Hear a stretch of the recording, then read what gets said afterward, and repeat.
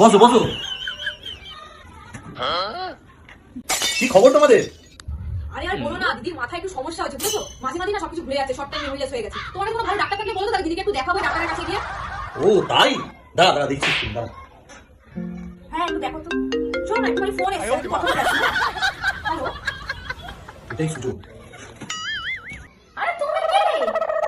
আরে আমি তোমার বর, আবার ভুলে গেলে? ও আচ্ছা আচ্ছা ডাক্তারের ফিস দিতে হবে, 10,000 টাকা দাও। আচ্ছা, দাঁড়াও দিচ্ছি।